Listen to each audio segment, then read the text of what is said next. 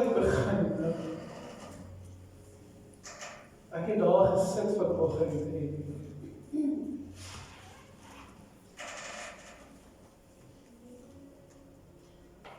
ek dink wat baie mense nie besef nie, is dat as jy geroep is, God roep nie net die man of die vrou op, hy roep jou hele gesin. En met jou hele gesin, can you understand Afrikaans? Okay. I'm going to try to translate it into English.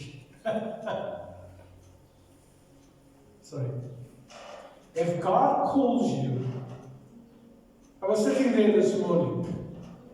It's not part of the things that I prepared for this morning, but if God calls you, He doesn't just call the man or the woman, but He calls the whole family, the whole gesin. Wat is gesin in family. And I sit there and I want to honor you, my wife. I want to honor my wife for the sacrifices. But believe me, this was one of the most difficult sermons I had to prepare for in a long time. And not because of I don't to find what to say, but what not to say. And she knows me. I will not rest. I will not sleep. I will not eat. I will not until I find out what God wants me to say. And that means less time. Daar's nie meer tyd saam met maar as dit so gaan. But I just want to honor you. Dankie. I love you. Okay. So the last 2 Sundays, I said we must take a ride of a race. It's going to blow me with this English.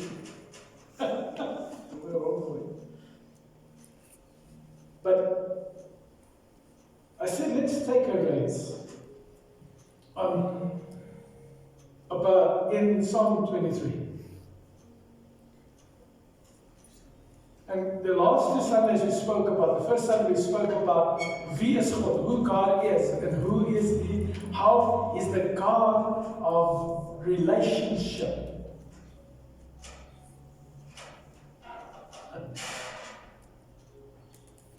Last Sunday we spoke about who we are in Him. Wie God sê ek is. Dat ek is in die posisie wat hy my sit. Wat God my vat. God takes me and He makes me a king. He puts me in a position of where we should be.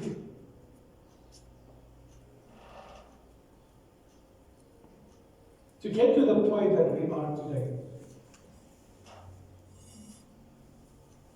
A few weeks ago when I started, wanneer die pastoor my gevra het om voor te berei vir hierdie diens, het hy my gevra of ek sal die volgende 3 of eintlik 4 Sondae preek.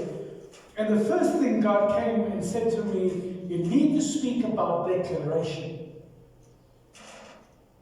Maar voordat ek kan weet wat om te sê, I needed to understand who my God is, and secondly, who I am, en die gesag wat ek het as kind van God.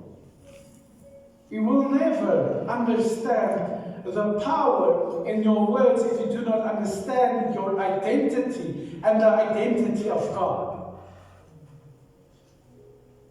So I started preparing the sermon, and if you understand this, it is such a huge and a deep topic, die woord. So ek het verskriklik gesukkel om by God te hoor wat om nie te sê. Nie wat om te sê nie, maar wat moet ek uitlos? What do I need to leave out so that you can take away what needs to be heard?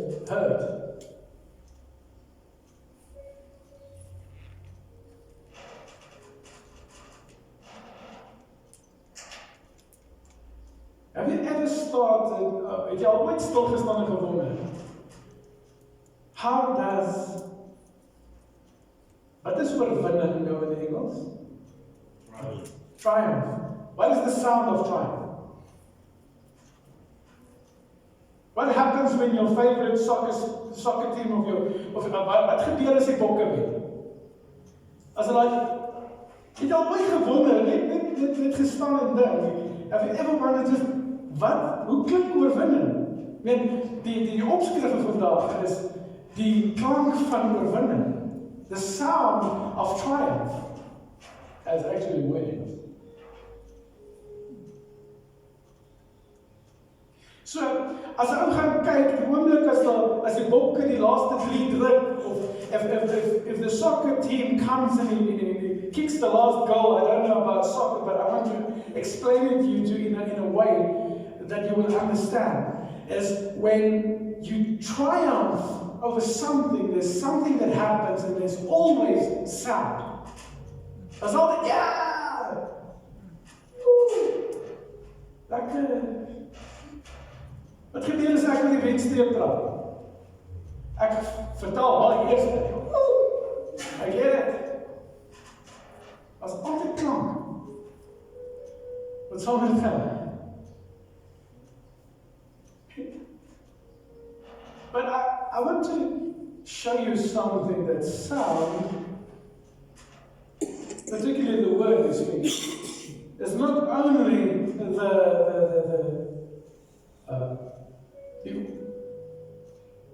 English is moeilik. Is nie net die oorsaak, maar die veroorsaak die oorwinning. It is not just the fruit.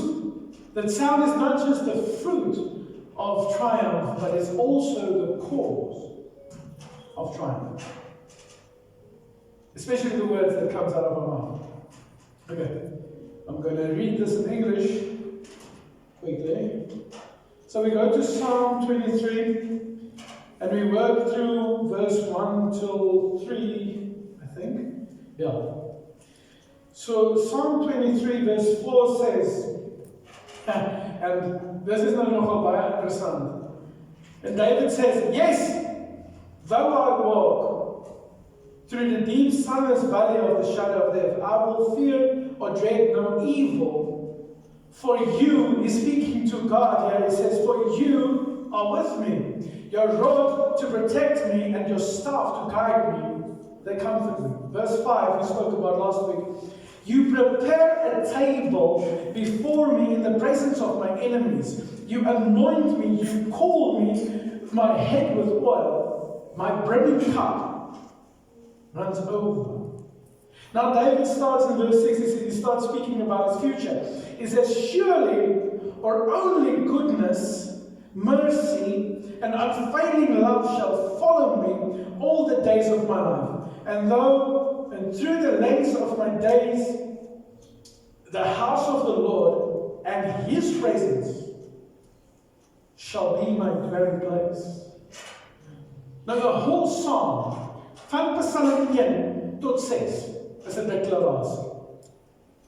As you gaan kyk, if you go and look when David wrote this, wasn't it the beginning of his life when he was a young man? Or in the middle when he was a king? They said David probably wrote this at the end of his life, when he's understood who God is, who he is, and what God has brought him through. David made the choice in the valley. Yes. The Afrikaans hear dit nie. The English say, yes. Ek het al gewonder oor dit. I thought about this a lot. And I thought it can be yes.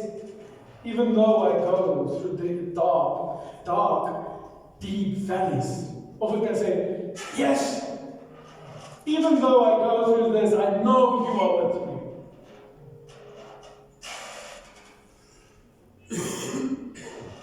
The words that we speak has an extremely big impact on our lives. The words that we allow to speak has an impact on every aspect of our lives. I'm trying to go from Afrikaans into English here. The words that we speak has an impact on my onmiddellike posisie, my present time, where I am. The words I speak has an influence on that. The words I speak has an influence upon my future. If you don't believe me, tomorrow morning, I think many of the council saying that. Tomorrow morning, first thing when you get to work, if you don't believe me that words has an impact on your present situation and future, the first thing you do when you get to work is go into your boss's office and tell him that he is not a good boss. Tell him that he must go and rather maak toe die besigheid because he will never make it. He cannot treat people well or whatever. Turn around and shut the door.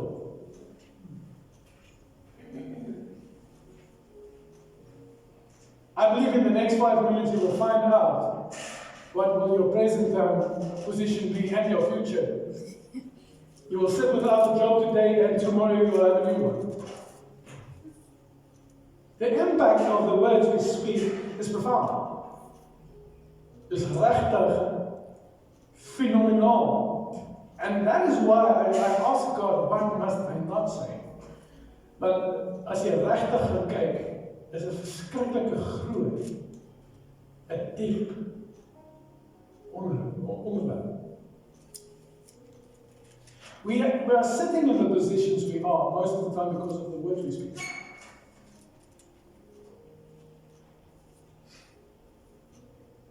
Now, the words we speak, like I said, will determine your future also.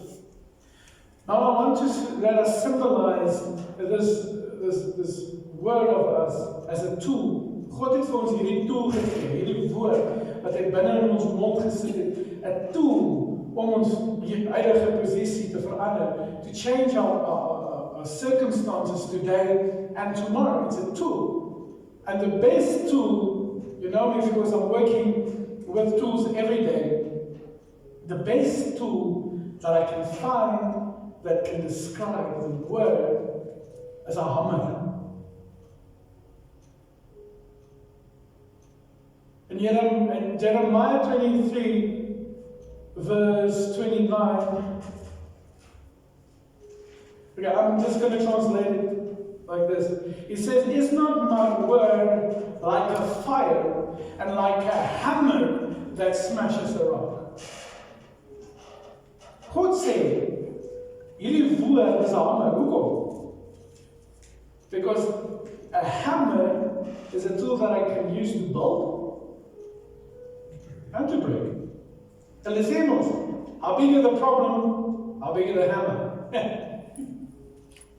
Hoe groter die probleem is, hoe groter die woord.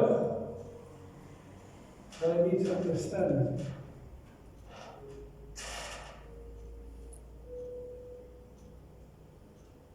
It is extremely important for us to know how to use a tool.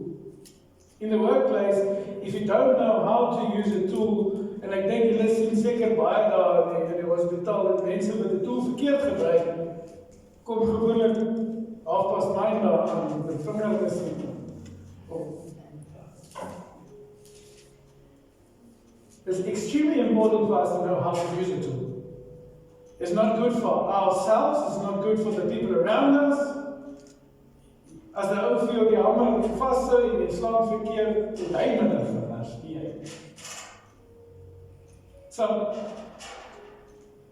I believe there's a few keys that we need to understand in order for us to know how to use this tool. And there's 3 keys, but like I said, I'm going to focus more on the Word of God. And I'm going to lightly touch on the other 2 keys, but if we as ons daar gaan stil staan, gaan ons nie genoeg tyd hê in die dag. The first key that I want us to look at is the Word. The Word. And what declaration is it? The second key is the Spirit of God. And the third key is faith. You need all of these 3 things to understand how and why and hoe moet ons hierdie woord tot in werking bring soos wat die Gees van God ons lei, soos wat God like God intended us to use this. We need these 3 keys. Now the first key is the declaration, is the Word of God. Now the sentence that God gave me in the beginning before I started preparing for this service, it says, declaration leads to manifestation. What I speak is like a seed. It will grow. It will grow. Now, according to Google, declaration is a formal, explicit, or official statement or announcement. It can refer to a public proclamation like the Declaration of War, or a document that says like the Amerikaanse, the Declaration of Independence, or a legal statement or a fact. But it is a formal and an explicit thing. Dis nie net sommer iets wat jy sê nie, om te verklaar, beteken om te sê, ek roep hierdie goed nou uit. Hoe maklik praat ons nie net? Die krag wat in ons woorde is crazy. As I don't know that book, it's crazy. Sorry.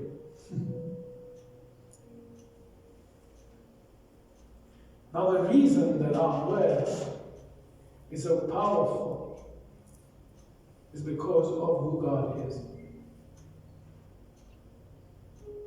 God uses the word to speak everything into existence. The second reason the word is so powerful is because of who God made you to be. And the third reason is the position He takes you and sits you at the table. That was the revelation. Wow. Now Genesis 1 verse 26 says, I gaan dit net Afrikaans sê, then I will loosely translate it in English. He says, en God het gesê, laat ons mense maak in ons beeld en in ons gelykenis. In English, the loosely translation would be that, and God said, let us make humans, or man, I think is the right word, in our image and our likeness. Every word that God speaks, escape. Every word, it's no escape in English. Create. Every word that God speaks, creates. God said, let there be light, and the light went out of his mouth at the speed of light. People would say there's a big bang. I think it was not a big bang. Imagine when God said, let there be light.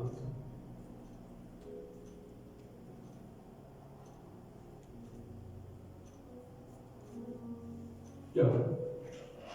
I'm trying to figure out if I'm going to share this one thing God showed me many years ago.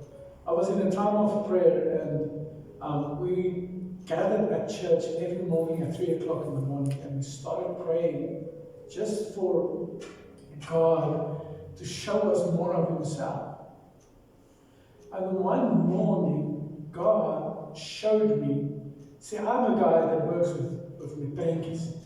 You need to draw something for me to understand. So God knows how to speak to me. He gives me a vision of planets going past my age. And God came, the Holy Spirit, I felt, came to me and asked me this question.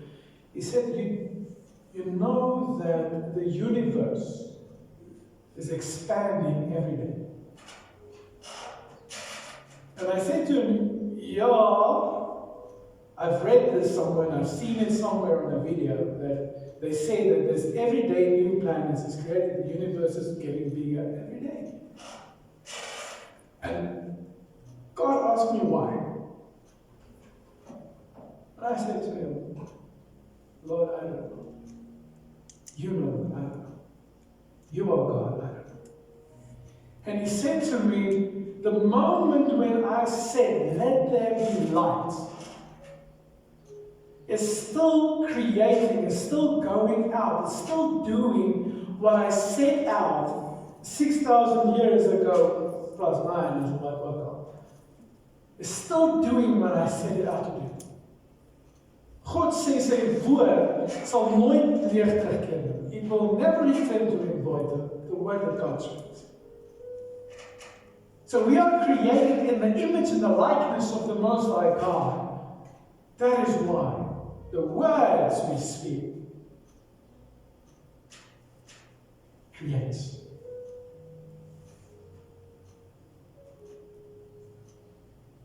The words we speak creates the atmosphere we live in. It can be a positive or a negative. The best example of this is Tannie Karin.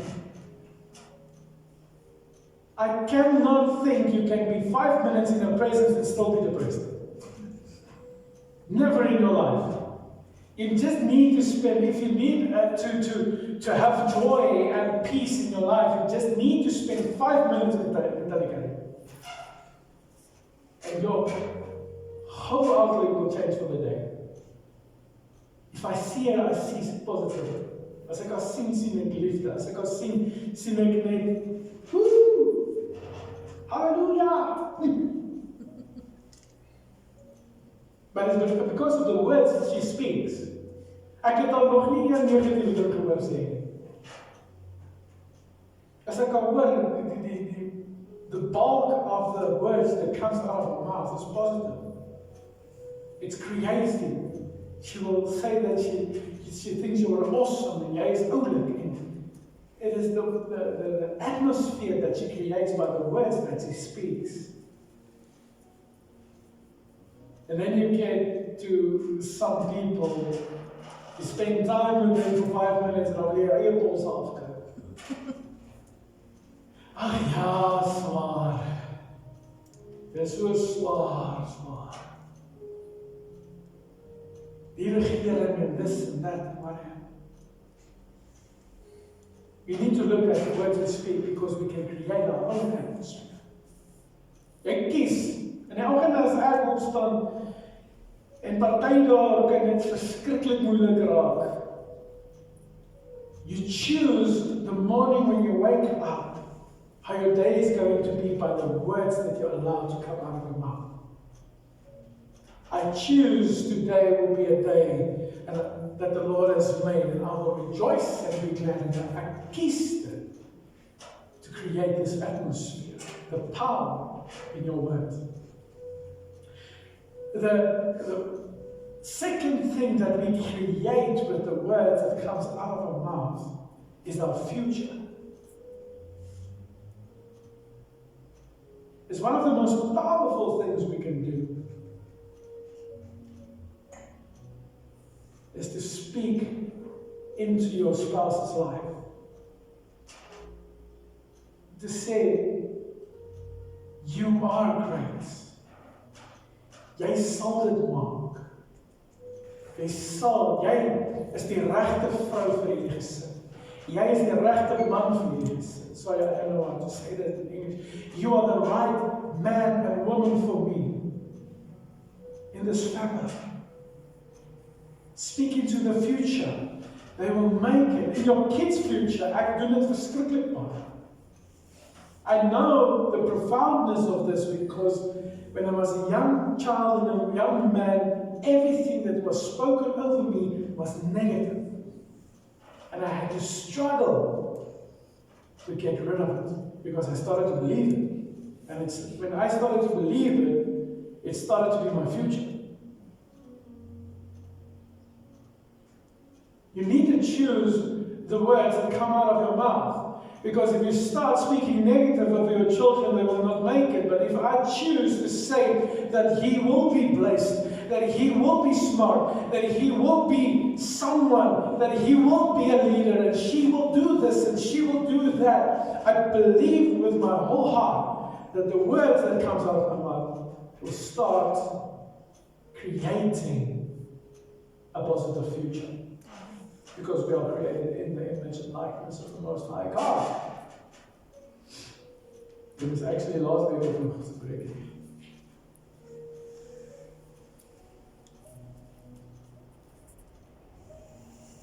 That's why David could say in Psalm 23. In this valley, there's few translations that says, in this deep darkness, I will fear no evil. How many times we find ourselves in a position that we do not know what to do? And there's really what's a company. But we need to understand the power in this word of mine. It will come and change the atmosphere where I am standing. I'll staan ek in die plek van die doodskade weer. Even if I stand there, I can choose to say, I will not fear, for you are with me, because I know who you are, I know who I am, and that is why I will not fear. The words we speak, it transforms our emotions. A lot of times we feel down. Ons is mense. A lot of times, ask the people that works for me, I klip van die verkeerde kant van die bed af op. I just wake up, skins beneden. But then I start, if I woke up in a bad mood, I start like this thing. The first thing I say when I step into my workshop is, you know, you are the best team. Even if I don't feel like it, I feel like I just want to chase them all away or something. I make the point of saying that you are the best team. I start to speak positive over them, and it changes the way I feel. You can try it, it works.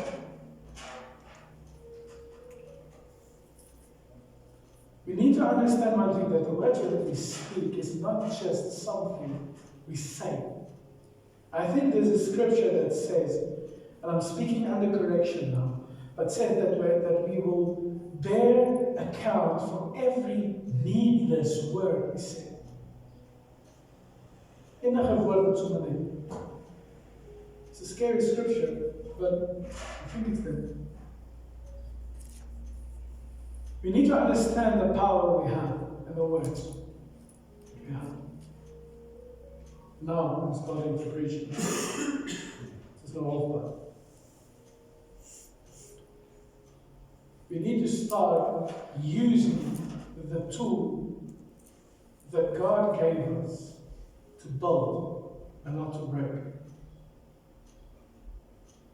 Now, there's two words that the New Testament uses. If you go into the concordances, the dictionaries of the words in the Bible, there's two words that are mainly used for translating into the word. The first one is logos. That says in the Strong's Concordance, G3056, that the word logos means something said, including your thoughts. By implication, a topic. Also, reasoning. It's a word uttered by a living voice. Now, this thing, grabbed my heart when I started reading this. It embodies the concept or an idea. So logos is not just one word, it is the whole word. It's the whole concept of a word. Now the Vine's expository dictionary of the New Testament word says it is the expression of thoughts, not the mere name, mere word, as embodying a concept of an idea. It's a saying or a statement. It is used of a direct revelation given by Christ. Now the second word that is translated a lot, there's a lot of translation for word, but I just want to stand with this too. The second word that is translated into word is the word rhema. Now, it says that which have been uttered by a living voice, and somebody says it's logos. A sound that's produced by a voice, a speech, something that is said. Now, on the surface, it looks like these two words are the same. And then, when you start looking at the Greek and the Hebrew, the words, the original language, the word is translated from, you will see that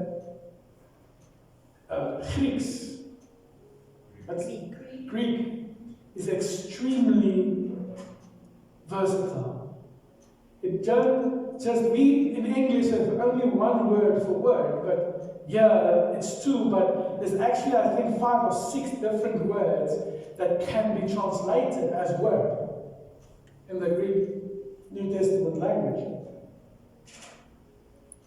But what we have learned in the Bible school, in the Bible college and everything, that the principle of logos is the written word of God, the concept of God. And rhema is the utterance of the word of God. But I have seen something that I want to explain to you that really changed my life this last week, that changed the way I started seeing the word rhema. And in John 1:1 it says, in the beginning was the Word, and the Word was God, and the Word was with God. And the word that is translated into word there is logos. Jesus, we are speaking about Jesus Christ here. If you see the Word of God was God, is Jesus Christ. He is God still. And he was with God from the beginning. Everything, if you go and read John 1 further, it said that everything that is created was created through the Word, through Logos, the living Word of God. Now, we see another image of the word. It's in Ephesians 6, verse 7, say, okay, I can in Afrikaans lees and then I'm going to translate it into English.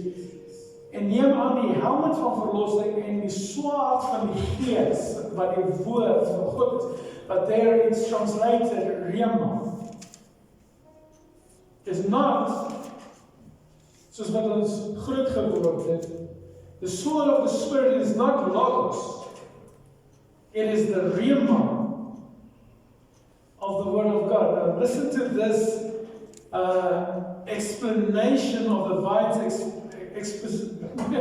expository dictionary of the New Testament. It says that the significance of rhema as distinct from logos is exemplified in the injunction to take the word of the Spirit, which is the word of God in Ephesians 6, of the sword of the Spirit, sorry, which is the word of God in Ephesians 6, verse 7. Here the reference is not to the Bible, as to say, this was my revelation, but to the individual scripture which the Spirit of God brings to us in remembrance for us in the times of need.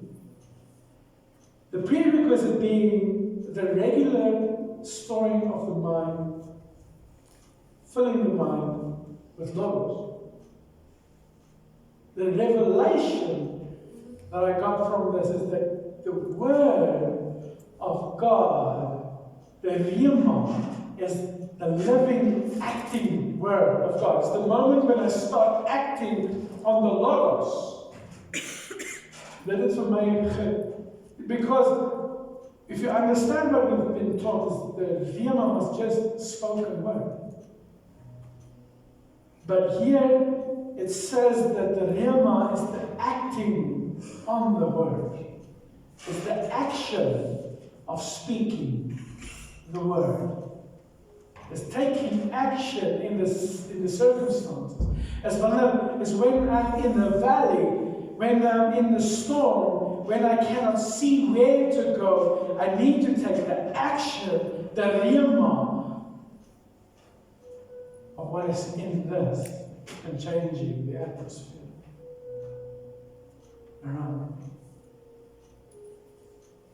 It is the process where God comes and makes alive the word that I already know in me to create different outcome.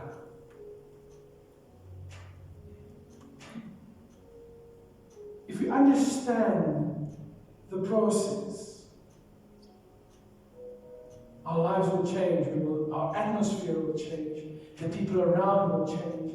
If we allow God to take what we know and act on it.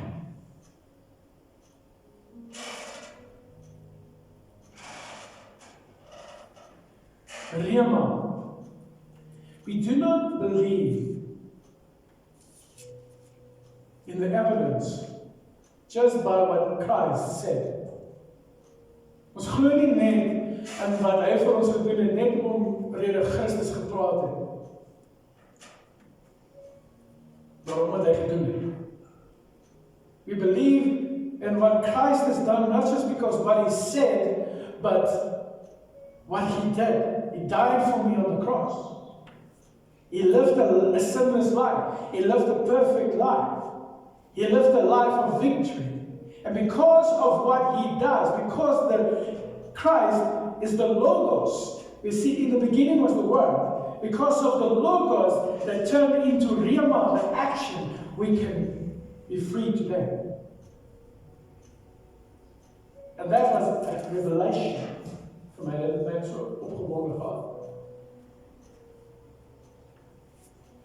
Because of God that acted on the word, I'm free.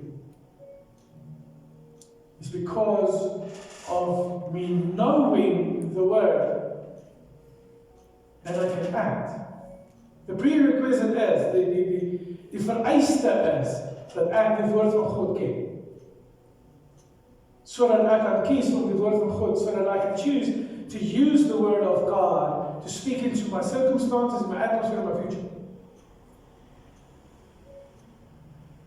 The second key that I was just going to touch on a little bit is the Spirit of God.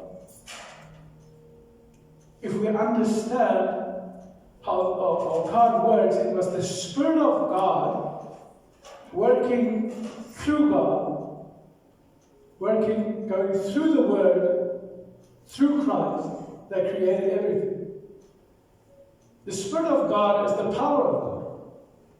It is the same Spirit, there's a scripture that says, the same Spirit who rose Christ from the dead lives in me. It is the Spirit of God that rose Jesus from the dead. It is without the Spirit of God that we will not be able to create with our words. Because the Spirit of God was in the creation. God did not create without His Spirit. God did not create without His Word. We need the Word of God in us, able to enable the words to flow. It's the moment when the Spirit of God starts inhabiting our words. It's the moment when life begins in the words we speak. It is the moment when fruits will be the fruits of the Spirit and not death. If you speak the word of God without the Spirit of God, you will condemn people. If you correct the people without the Spirit of God, you will condemn them. If you correct people without the fruit of the Holy Spirit, you will condemn them. You need to correct people with love. You cannot preach to any person or anyone without loving them first. It's a fundamental law. And without the Spirit of God that leads the words that I speak, you will never change the people around you. You will never change or point them to Christ. You will condemn them. Sometimes we need to hear we are doing wrong. But if you speak it without the Spirit of God, without love, without the fruits of the Spirit, it will be death.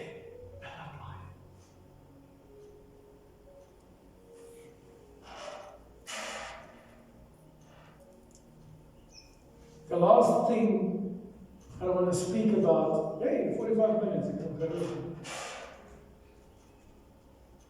The last thing I want to speak about is faith. And we briefly touched on it in the communion this morning, that we have a faith that is evidence-based. It is based on what?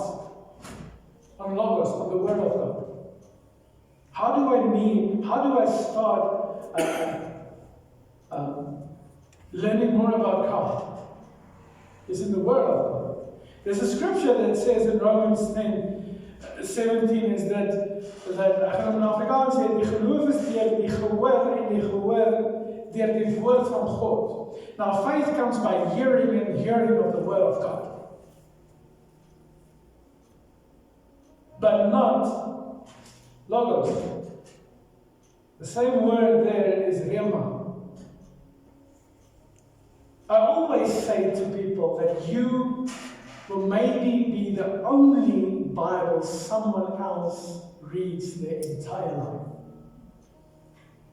How many people still read the Bible? How many people just still spend time in the Word of God? It's shocking. Because if I had asked people to be honest with me, and ask them, when last did you read the Word of God? When last did you spend time in this Word? And a lot of people say, I don't have time. I just don't have time. Now looking at us, it says that I am a Christian. I'm a child of God. Now faith comes by hearing, and the hearing of the Word of God. Now faith comes by hearing and seeing the act, the rema, the action. Talk is cheap. I will not say the rest of the but money buys. But I want to challenge you before we end this service. I want to leave you with a challenge. To put your faith where your mouth is. To put your actions, your words. Don't fully praat. We know this word. A lot of people know this word. And I want to end with this illustration. Let's think about, let's say I put 1 million rand here and I'm sitting at a dining table and I put R1 million here. I can still starve without any food if I don't take the money and go and buy food. if you don't take the Word of God and fill your heart and your mind with the Word of God and put it into action, allowing the Holy Spirit to come and move and work through you will never reach the potential that God has for you. You have a choice. What are you going to do with the Word? What are you going to do with this power? What are you going to do with the gesag, the authority that God gave you? I want to challenge you. Take the Word and test God.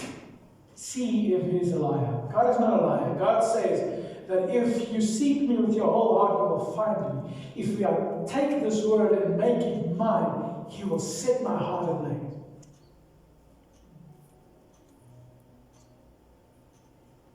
Let's pray. Father, we come to you this morning and we glorify you. And I ask you, Lord, that you would come and just reveal yourself to me in your Word. Reveal the power I have through your Word. Help me to choose the right words to say, when to say, what I'm about to say. Father, we glorify you this morning and ask you, Holy Spirit, to come and just give us water. Come maak hierdie saad. Come and water the seed of your Word in our hearts. In the mighty name of Jesus Christ. Amen and amen. We're going to finish with the last song.